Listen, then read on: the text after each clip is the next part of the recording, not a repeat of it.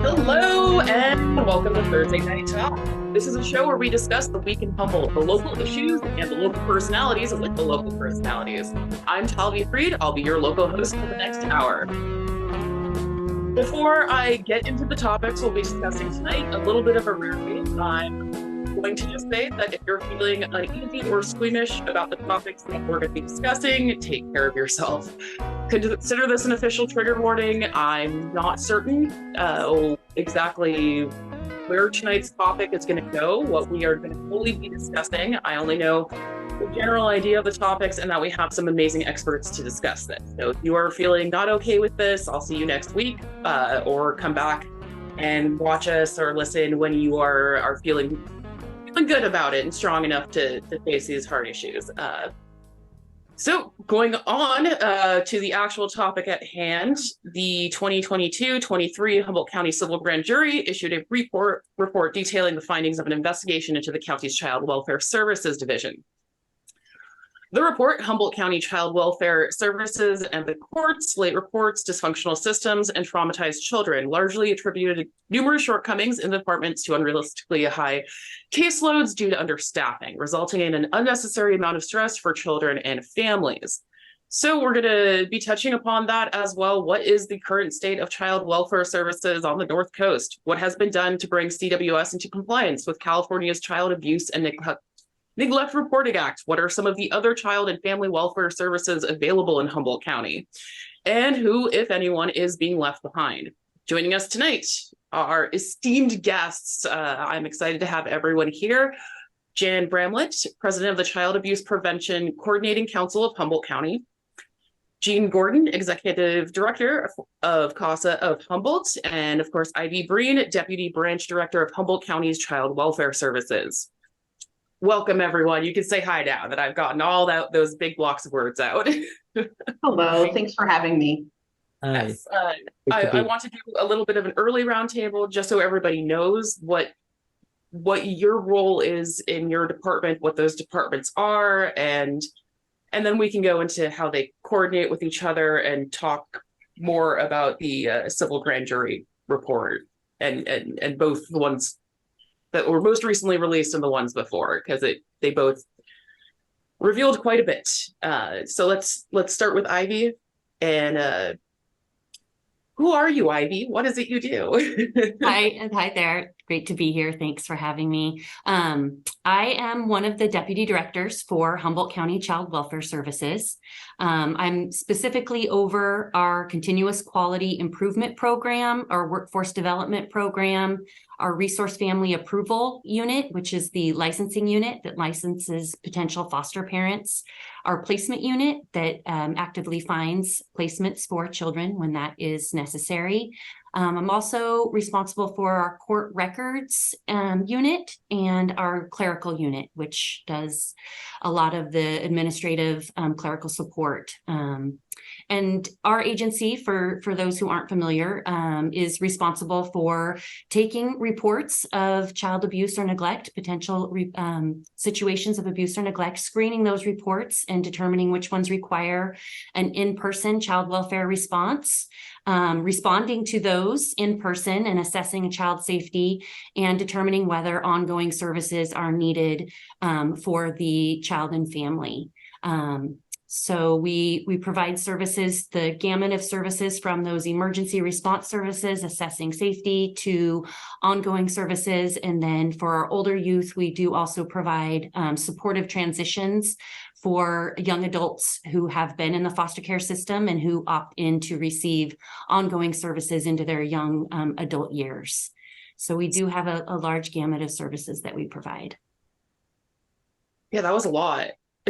That's good from everything I've been reading. It sounds like there's a lot of moving parts involved in each and every report that happens. Though, Jan, I want you to have some time and let everybody know what you are doing now, because you used to be part of CASA for quite a while, and now you have moved to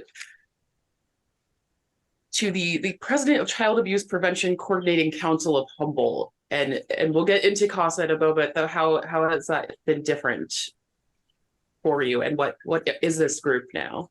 Oh, CAPC is the Child Abuse Prevention Coordinating Council of Humboldt, as you said, and I'm really thrilled. I didn't realize I've been with them for 6 or 7 years now as a member, as someone who is interested in their work, and they're an incredible organization. And this year I was elected president, so I'm really happy to be moving us into a new realm.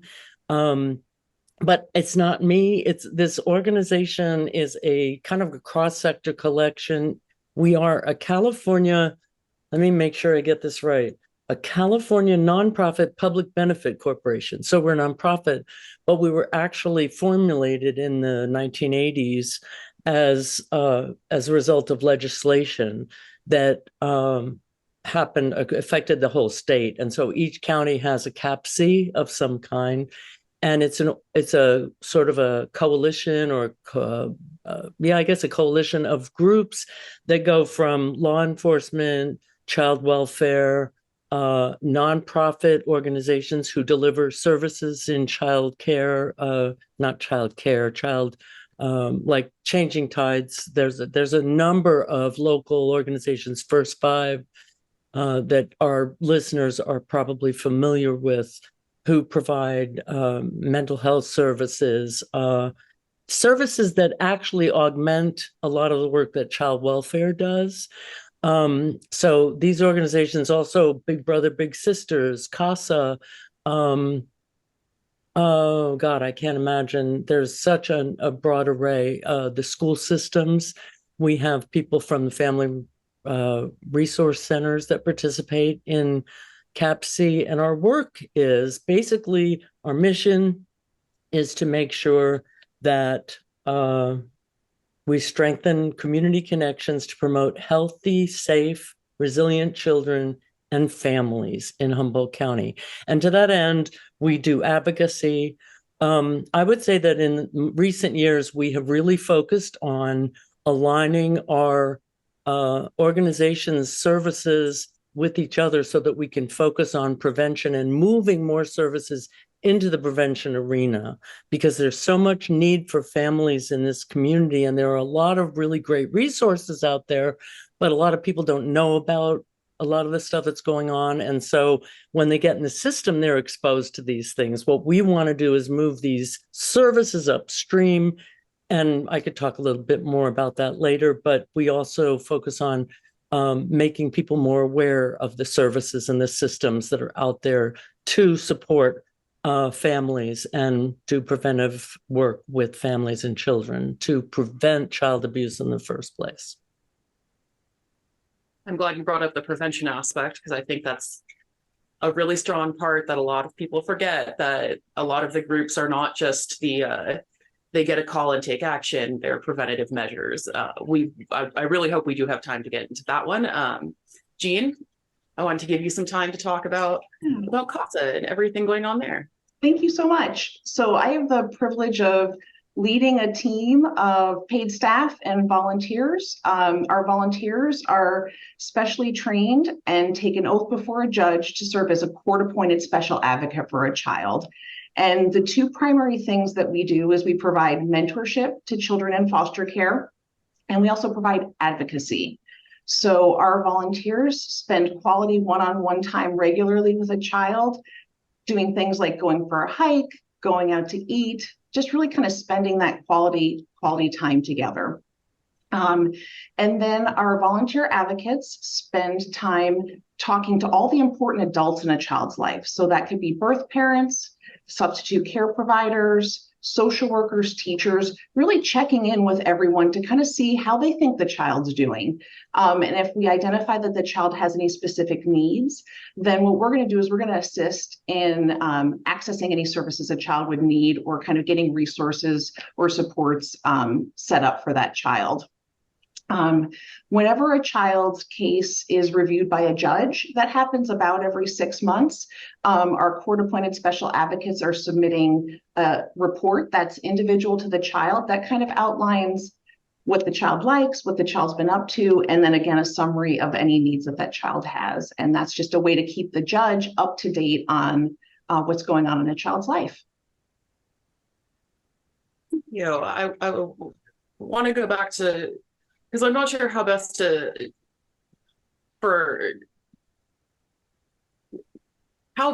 for people to really quickly get like what happens. Like a child is born in Humboldt County and there's all these programs for them.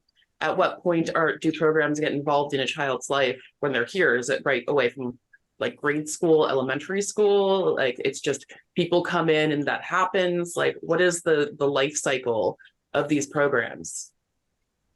Well, for child welfare services, we would only be involved if a child, if our thresholds are met for investigating a situation. So a report would be made to our hotline.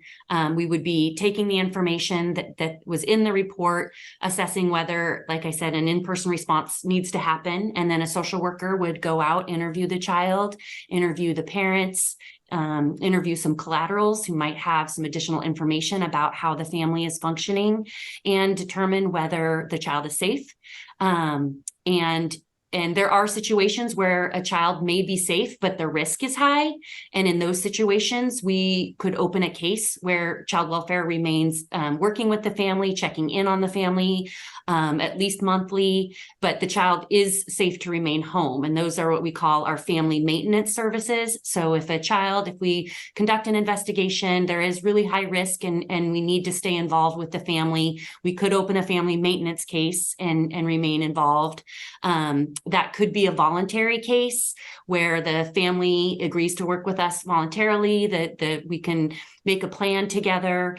Sometimes we would open a family maintenance case with court involvement. So the child would still be remaining at home with their family, but the court is involved and is overseeing their case. If a child is determined to be unsafe in that home, we would remove the child, place them in a foster care, hopefully with a relative or a friend of the family, somebody that they know, or a tribal, somebody who's within their tribe if it is a tribal child. There are times when we aren't able to locate a safe place and we do have to place in foster care outside of that arena. And that's what we call our family reunification services. So when that situation arrives, we would be opening a family reunification case, and we would be working closely with the child and the parents with a plan to reunify that child back in their home, coming up with a plan with the family around what they would need to do in order to have the child be safe to reunify in that home. We offer those services. The court is involved with those services as well. If after 12, 18 months, it's determined by the court that the parent has not been successful in meeting the case plan objectives and creating a safe place for their child, we would move to permanency planning, which is doing that planning around what is the permanent plan for this child, adoption, guardianship, what are some alternative long-term placements for this child where they can thrive and be in a family setting. And so that's our permanency placement services. And then we do also have services for children who are either aging out of foster care or had been in foster care as a child and want to opt back into foster care once they've turned 18. And that's our supportive transitions or extended foster care services. So those are the different types of services that child welfare and different programs that child welfare has and is mandated to provide to our county. And then at CASA, we become involved. So at a particular hearing called a jurisdiction hearing, the judge is kind of making that decision about whether children will be placed in out-of-home care or remain in the care of their parents. And at that point, the judge is referring all children to the CASA of Humboldt program to be assessed to determine if there's a need for court-appointed special advocacy services. And so we do our best to gather information that's provided to us by the court, connecting with the child social worker, and doing our best to determine that level of priority. Unfortunately, we have a very large number of children who could benefit from our services, and the number of volunteers we have available is smaller. So we do our very best to prioritize children who have the highest level of need.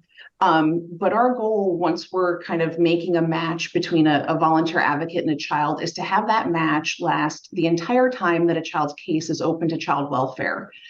So that could be anywhere from 1 to 2 years, and sometimes maybe even 3 or 4 years. So our volunteer advocates are really making a very intentional and long-term commitment to be a support and a consistent mentor in the life of a child. And what we find actually is that that is such a strong bond and connection that gets built that our volunteer advocates are even staying connected to the youth after maybe the child welfare case closes. So they're becoming a natural support and really just being a special person in that child's life forever. And Talvi, I really appreciate your question is like, at what time do people, what stages of a kid's life do they get involved in these different services? And I'd like to say that a lot of the CAPC organizations, member organizations, are involved in a child's life well before they become involved or even are at risk. I mean, First Five offers play groups through family resource centers throughout the county. Those are really well known and well attended, and children attend those play groups from before the time they can talk until, you know, they're 2 or 3 years old, maybe go to daycare or some other, you know, they graduate to a different program. There are programs like, I think it's the Bridges program. There are programs that are there for elementary school students to get special mental health or behavioral health assistance. There are nonprofits who provide in home visitation. Well, the public health department has a nurse family partnership program where nurses are actually paired up with new mothers before they are actually have given birth, and they stay with them through pregnancy till the child is 2 years old.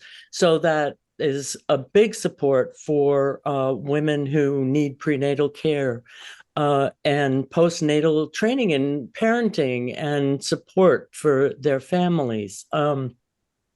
There is such a wide array of services, and I want to give a shout out to my friend Laurel Johnson over at DHHS, who makes this incredible online resource. And it's at the Family Resource Center Network, or Network of Family Resource Centers. If you look up Family Resource Centers, you'll get an online directory of all these incredible services that I learned when I was a CASA advocate. Thank you. And DHHS maintains this and updates it, and any new services that come up, they get on that list. So there's just about anything there. There are agencies that we work with, like Big Brothers Big Sisters, which is a little similar to CASA in that they pair up a person with a youth to act as a mentor. They're not in the court system, so you don't have to be in the court system to get a big brother or a big sister. And it's a different kind of relationship with the child. And then there are other organizations that provide other kinds of services. There's so much in this county for kids. And what we're trying to do is strengthen and expand those programs and align them and make them accessible and available to people so that they don't have to get into the court system. So we could support the families before. with more of those services. Family resource centers all over the county. There are, I think, 16 or 17 of them. And we do a newsletter every spring and every fall talking about these different resource centers and the different facilities. And we always feature articles about different organizations who are available to do this work to support kids and families so that they don't have to go that whole. I mean, we love, Ivy, that everything's there when things go sideways, but we'd really like to keep them out of your system. Thank you. We will continue this discussion in just a moment. You're listening to Thursday Night Talk.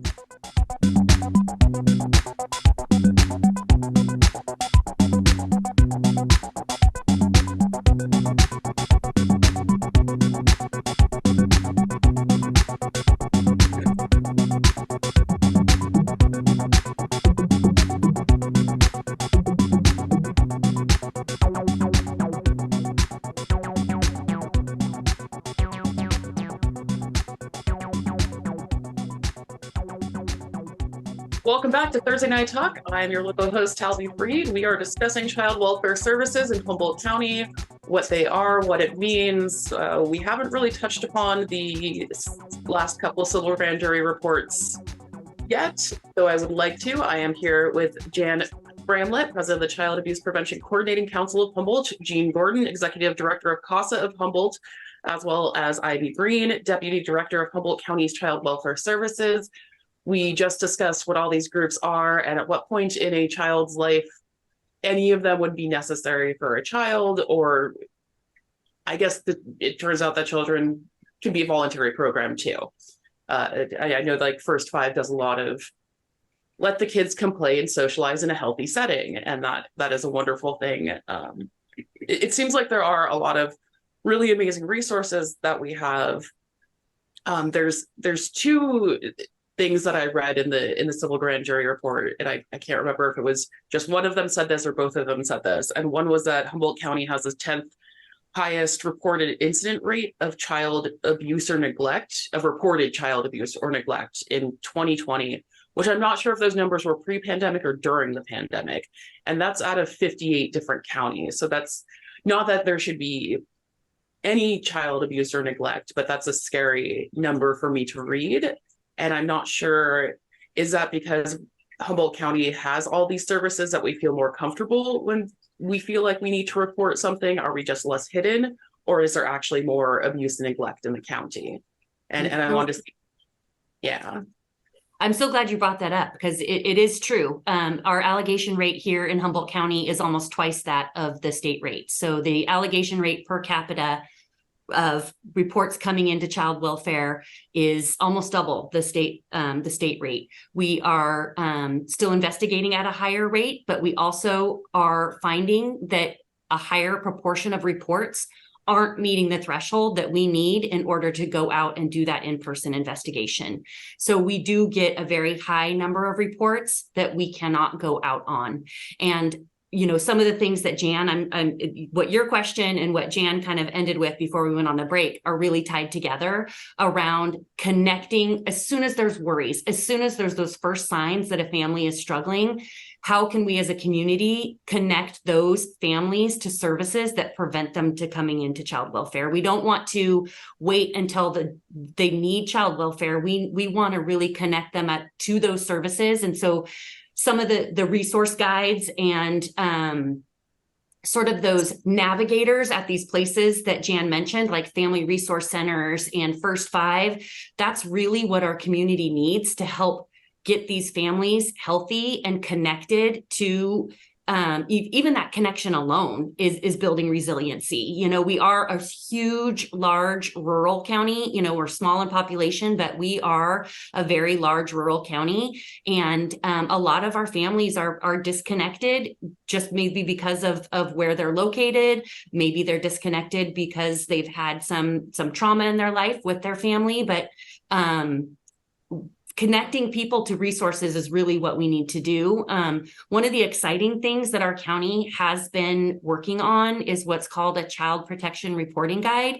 And This is a tool that is available to the community where folks that have those initial worries about a family would be able to run their concerns. So through a set of questions to determine whether they should report that to child welfare, or if it's not something that should be reported to child welfare, but what are some other resources what are the services that might be available that concerned community member can connect the family to. And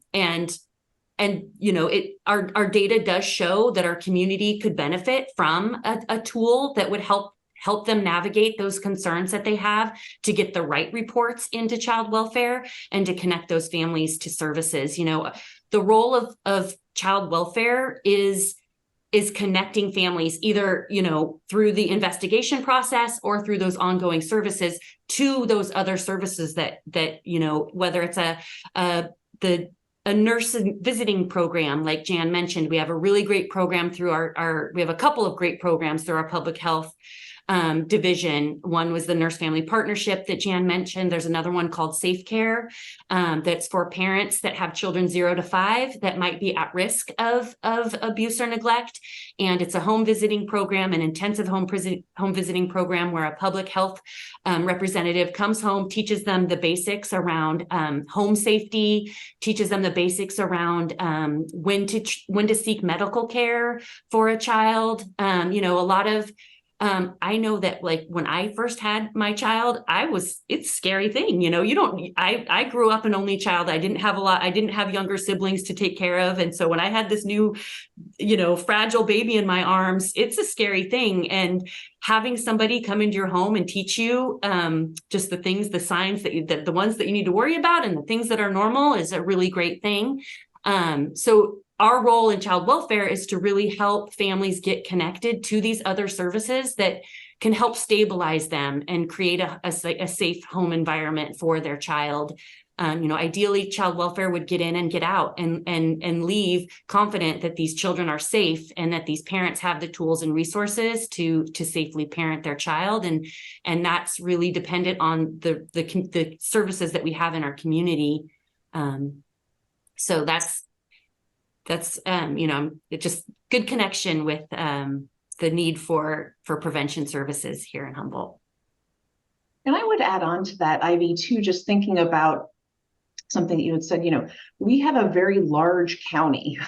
So a lot of our families are living way out east, far up north, or down south. And I think it's really important for us to acknowledge that we've got to really strive to make sure that families in every part of our county can access services, and also recognizing the diversity that exists within our community, and really making sure that we're offering services that are going to fit and kind of make sense for a family, not just what we think we should offer, but what is really going to be a genuine and true support for a family and make a difference.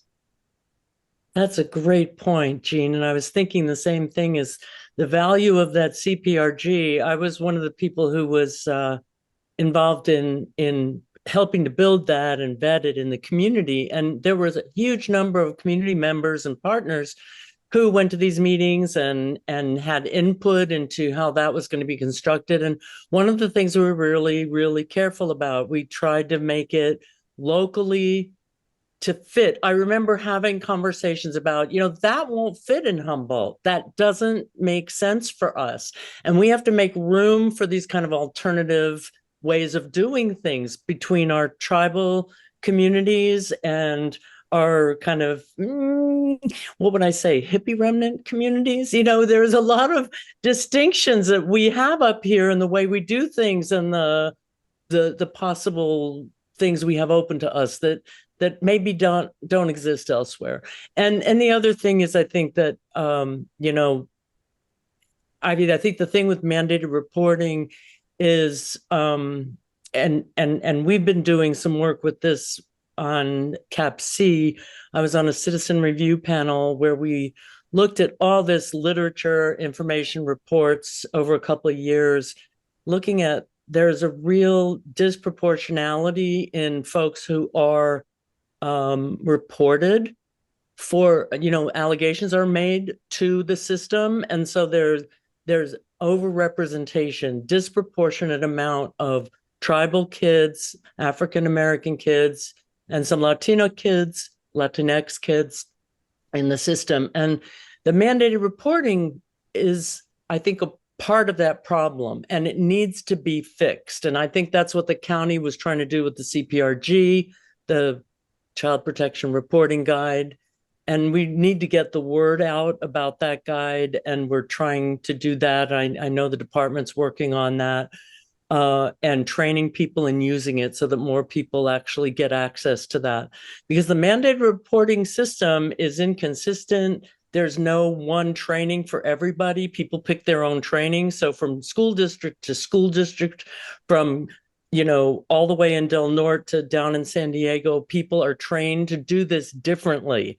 They're trained in, what constitutes child abuse, what constitutes neglect. There are general awareness, but there are specific differences.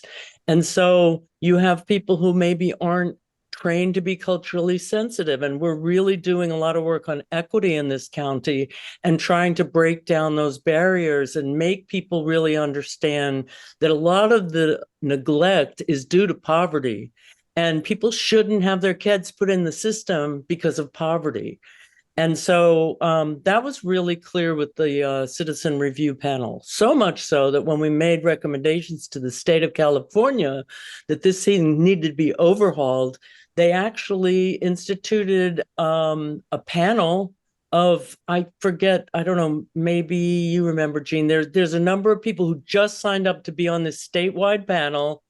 Real broad range of people, professionals, non-professionals, lived experience folks. And they're going to be looking at the mandated reporter system in an effort to really improve it. And we think that the deficits of that program are why there's such a high degree of allegations. And when it comes to substantiations, because people think that, kids coming to school with dirty clothes, or maybe he misses too many days of school, that's a problem that needs to be reported to child welfare, when really he should be sent to the local family resource center, or somebody should maybe find out if they are a homeless family. We don't want the child welfare system to be legislating poor people because they're poor. That's not appropriate. And I think child welfare doesn't want that hat either. So I'm sorry, I went off on a rant. No, the state is definitely in that infant stages of this paradigm shift that they're calling from mandated reporting to community supporting, and really recognizing that child welfare is another adverse childhood experience. Like, we want to address what a lot of people call adverse childhood experience, ACEs. So I'll probably call them ACEs, but we often want to address ACEs with another ACE. And so what we would love to see is really at those, like I said, at those for early signs of any worries that a family might be struggling, connecting them to those community services, and as a way to prevent them from needing child welfare services later on. Before we move on from this topic, because the unfortunate fact is that it's only an hour show. Yeah. Jeanne, did you want to add anything on to that part of the discussion? I think the thing that was just coming to mind as I was listening to Jeanne and Ivy talk is, the focus on prevention is such an important one. And I think we really have a unique opportunity in Humboldt County because we have such a strong sense of community. Neighbors care about each other, friends care about each other. And I think that this, while it might be very new and innovative and different for other parts of the state, I think in Humboldt County, we can do this and are doing this well. And I think with just some additional collaboration, some additional planning, and just some additional kind of resources that'll be coming to us, hopefully very soon. I think this is something that we can really get some traction on and really make a tangible change in our community. And I look forward to seeing that. I wanted to now move on to the other aspect of what I had read that was considered a huge issue with the civil grand jury report. and that was lack of staffing, lack of trained staff, lack of higher up staffing. And for me, the question is, okay, it's really hard to find people who are willing to go through all of this. Do they then just hire people who don't have the credentials? Are there different ways to get the credentials going? Does it have to be like you have to get your master's or doctorate in order to be in that position? Great questions. Great questions. Yeah. So staffing has been an issue really since the pandemic hit. We saw a pretty mass exodus during the year, during the fall of 2020, and it continued on through 2021. It's hard to pinpoint exactly what the cause. It is a hard job. And the more people that leave, it does make it an even harder job. So we do still have a pretty high vacancy rate for our social worker classification here in Humboldt County. We have, we are a large bureaucratic system, and bureaucratic systems are slow in making change, unfortunately. But the grand jury, even before the grand jury report came out, we were really looking at our recruitment process and trying to make changes. And so since the report has come out, a lot of changes have been put in place. So we currently employ social worker 1s, 2s, 3s, and 4s. So there is a varying degree of education and experience. Social worker 1, 2s is a very entry-level position. And we do hire social worker 1s that then promote into 2s after they have gained work experience. We also hire social worker 3s, which is equivalent to the bachelor level. It doesn't require a bachelor, but if they have the similar work experience. And then we also do hire master's level social workers or social worker 4s. So we do offer and employ all of those different classifications, and really try to put the social worker 4s in that higher level work that requires that more clinical level and higher skill level in the work that we do here in child welfare. Humboldt County was what was called a merit system county. And so our county would have to work through a state office on our recruitments. And in January of 2023, they made some changes in their state system that really bogged down the system even more. And so our county is going through the process of moving away from using that state level office and doing the all of the recruitment and screening process here locally. And so that's a big change. It required our board of supervisors approving it. So we had to prepare, get the board of supervisors on board with that. And so that is all in the works. And our hope is that that's going to really streamline the process for hiring folks. We now have a continual recruitment posted for our social worker 3s and 4s. So it's not like we post jobs 2 or 3 or 4 times a year. We have those jobs posted and applicants can apply throughout the year. So that is something new that we were able to get in place for in just this year. So we have the continual recruitment for 3s and 4s. We also hire social services aides. And so that's an entry-level position that through their work experience as a social services aide, they would then qualify to apply for social worker 1, 2s. So we really are trying to create some career paths for social workers here in Humboldt County. We are also trying to really increase our online visibility. So, the grand jury had some really great recommendations around being more proactive on posting online when we do have job openings. And so we are looking at things like Handshake and other things and linking with other universities besides Cal Poly Humboldt that have a CalSWEC program.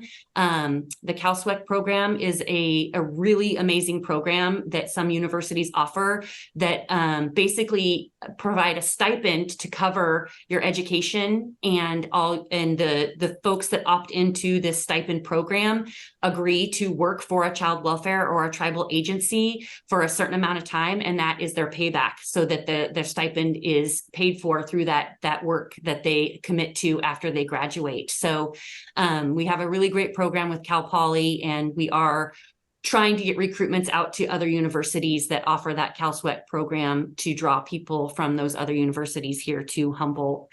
So a lot of work has been underway to boost our visibility on recruitments, as well as streamline the hiring process here in Humboldt County.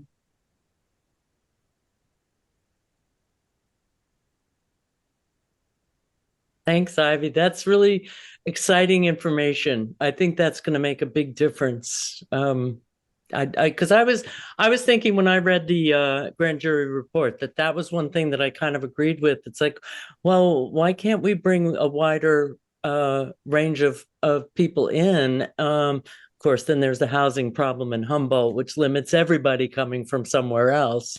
That's a whole nother situation. But I think it's really pretty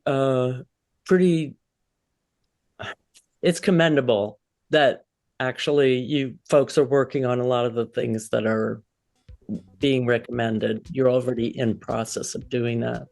So we're also really trying to look at like specialized work within child welfare.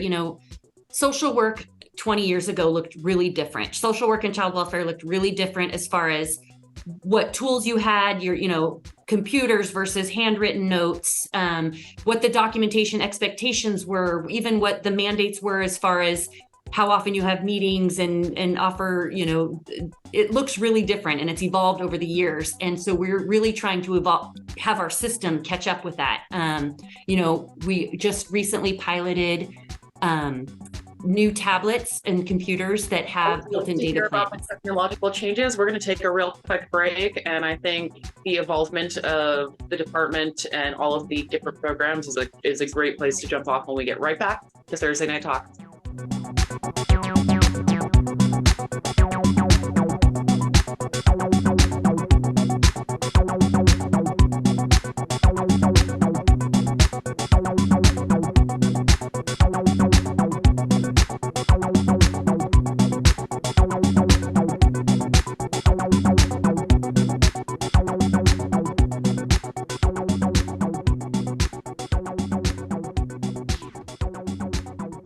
Welcome back to Thursday Night Talk. I am your local host, Talvi here with some great local minds. We are discussing child welfare services. So if you are feeling like that's an iffy topic for you, not something you want to handle right now, that's okay. I will see you next week with a whole new topic, or you can catch this when you're feeling a little peppier about things. Hopefully the music breaks are keeping people cheerful, because this is a rough one. I am very surprised that we did not go into.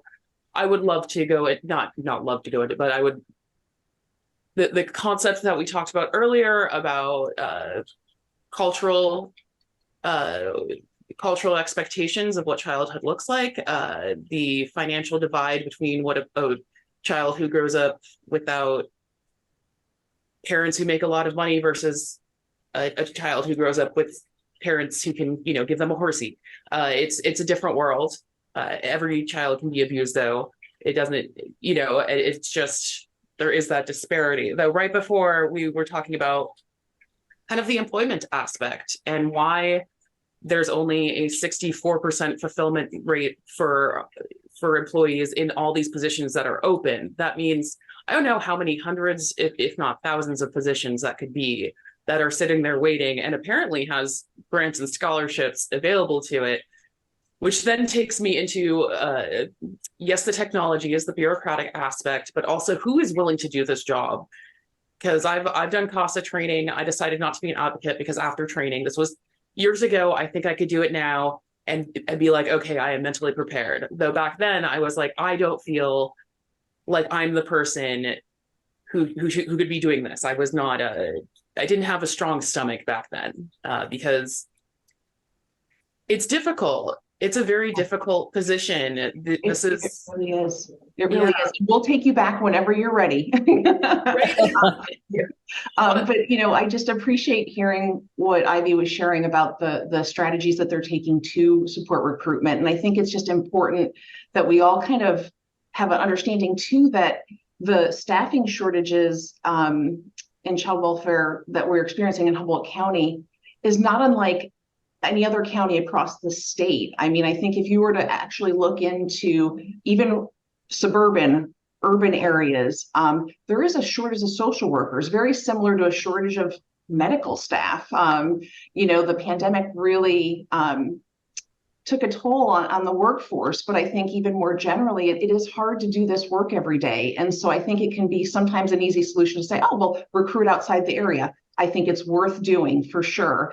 But just acknowledging that all of those other areas across the state, across the country are also looking for social workers. So it doesn't maybe happen as easily or as quickly as anybody would like, because there's a lot of competition out there to get those social workers on their teams. Yeah, it's definitely the nature of the work that we do is it's so hard, and somebody's going to be devastated. It's really hard work, and there's a lot of different opinions. We're inserting ourselves in complex family dynamics, and everyone might have a plan or an idea, and so our job is to really try to find the best plan for this child and for this child's future. And there might be some folks on that team that disagree with that plan, and so it really is it's extremely hard work. I will say that the folks that come to do this work, and I might be biased because I work alongside them, are amazing. Like they are. I say this, when I got hired, I started in child welfare in 2008 as an analyst. So I was doing behind the scenes support work, not working with children and families. And I came from private sector, and I had a certain expectation about what it was going to be like to work in child welfare. And I was blown away. Like, the people that have the passion to do this work are brilliant and kind and compassionate, and really passionate about being in this line of work. It is, I always say, I feel like I hit the lottery when I got hired in child welfare, and people that don't work in child welfare are like, that's a weird thing to say. But I'm like, it really is. You really are working with amazing people and it's a discipline it's for good reason is always under scrutiny. For good reason, it is under a microscope, and it is and the bar is held high. And so, like Jeanne said, when the pandemic hit, we were still going into people's homes. Like, we were first responders, but not really seen as first responders. And so it really was hard. It was a hard time to be in child welfare during that time. And the pandemic really created a buyer's market for employment. It really people are offering 50,000 sign-on bonuses, and, people were struggling in law enforcement. People were struggling in the medical field. And so we have a really competitive market as far as like keeping people employed.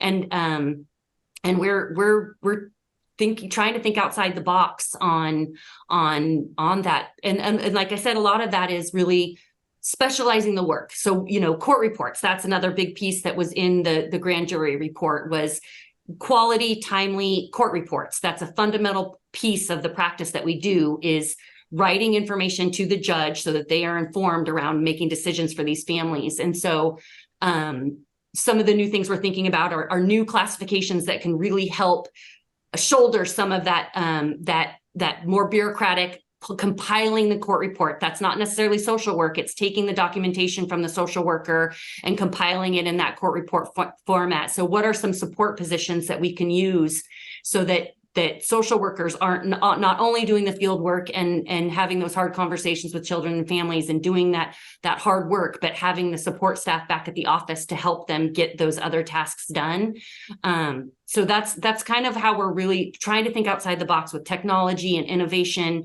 Like I said, the documentation requirements have really grown over the years. So what are ways that we can automate things that a record is created that they did this task without them having to go in and say, and I sent a fax to da da da da da. You know, if they sent a fax to da da da da da, and we have that record through the fax machine, can that be their way of documenting it and streamlining it, or have another support person enter it so that the social worker isn't having to go back and do all of those tasks so that they can spend more time with families?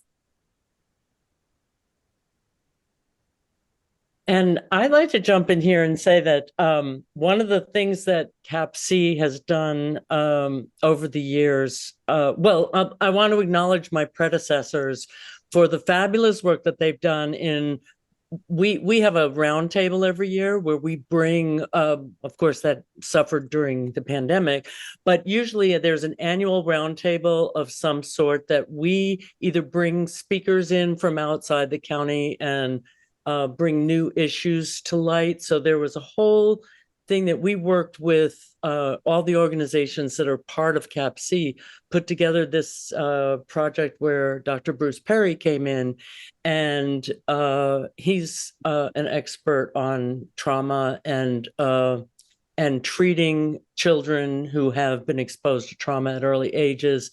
And he's an amazing person. He gave and anyway, we've also had the Surgeon General, the first Surgeon General of California, Dr. Nadine Burke, who came in, and she's one of the founding people who started talking about ACEs, the adverse childhood experiences, and what effect that has on your long-term life.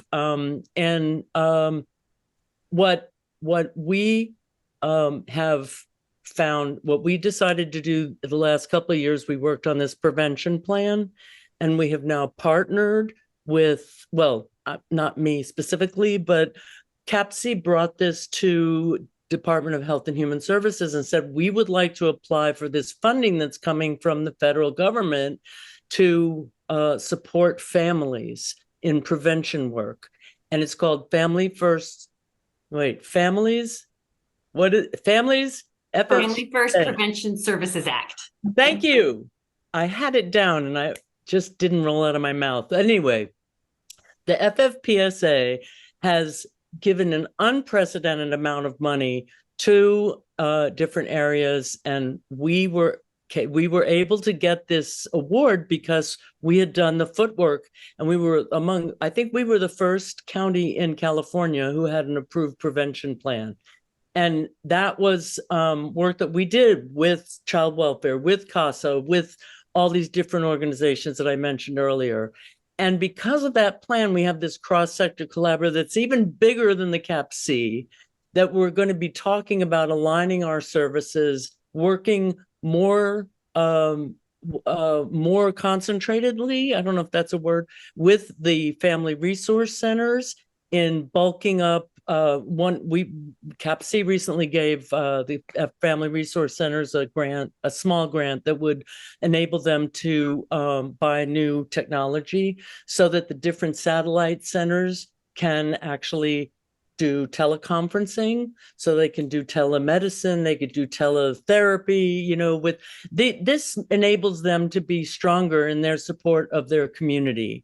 And anyway, the FFPSA is a real, it's an unprecedented opportunity to shift funds away, not necessarily away from child welfare, but put them in prevention so that we can, the express goal of the FFPSA is to reduce the number of children going into child welfare.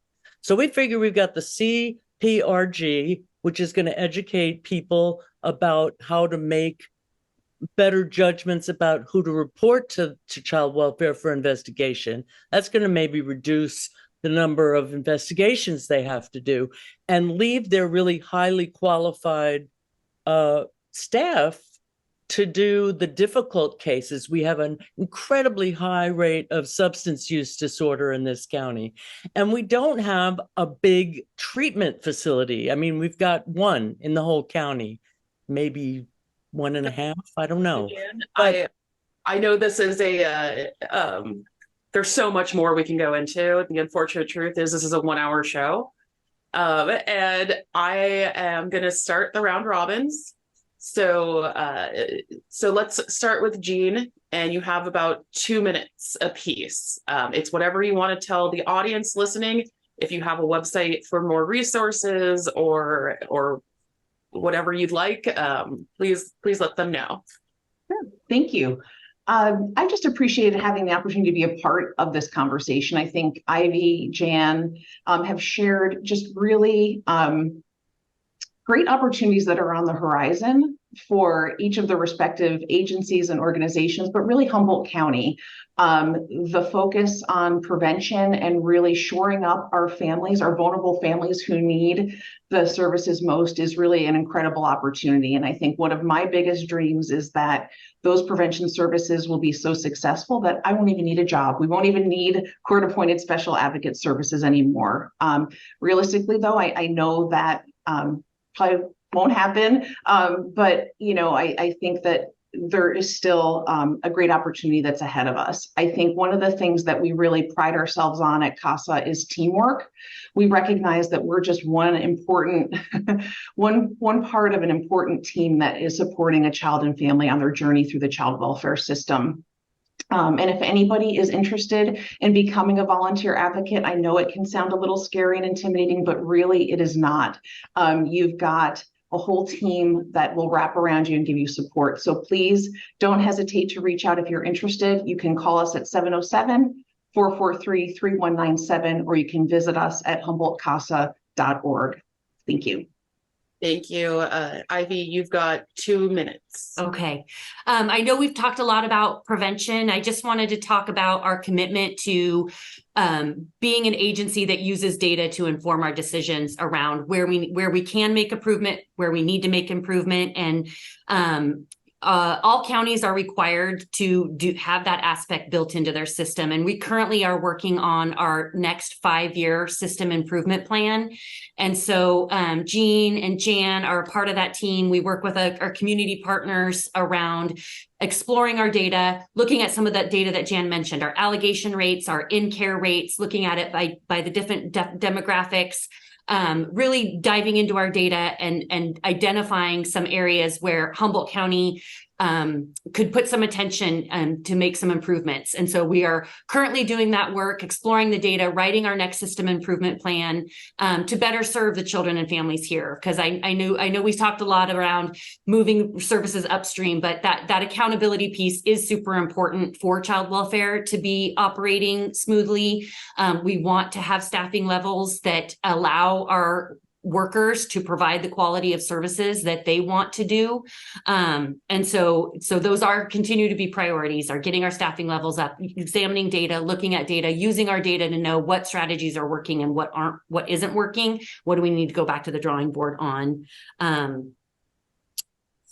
And then the child protection reporting guide is something that we're excited about to be launching. And we currently have a request for proposals out to the community, looking for a partner who might be interested in contracting with us to help us get that outreach out and help train our community on what it means to use a guide like this, and help the community get used to using it.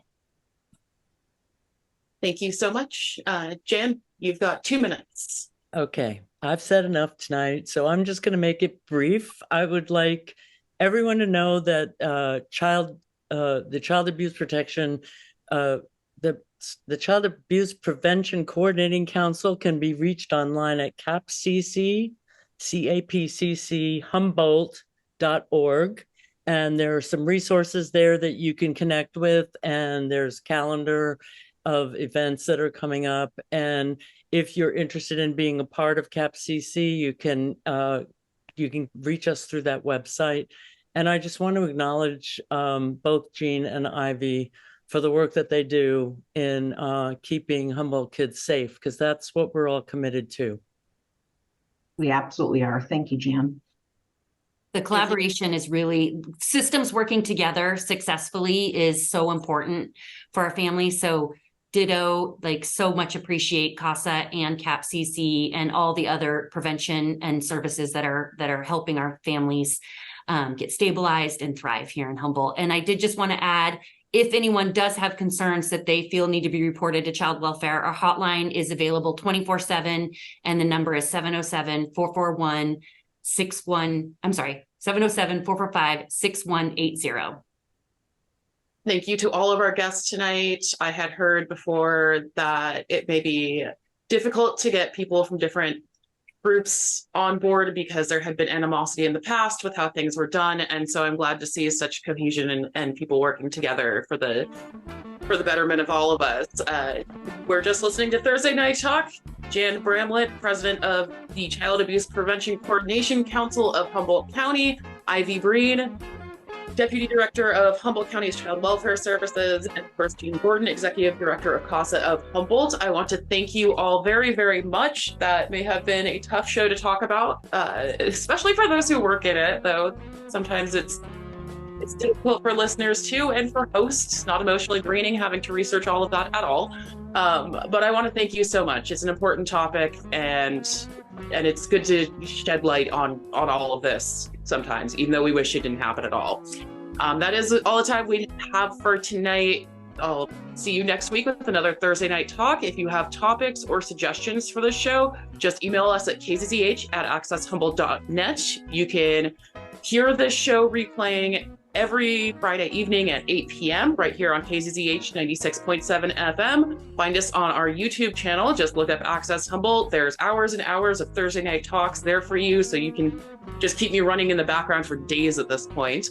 Thanks so much for joining us, and you can catch us on actual broadband, channel 1112. I will see you next week. I've been Talvi Freed. This has been Thursday Night Talk, and cheers.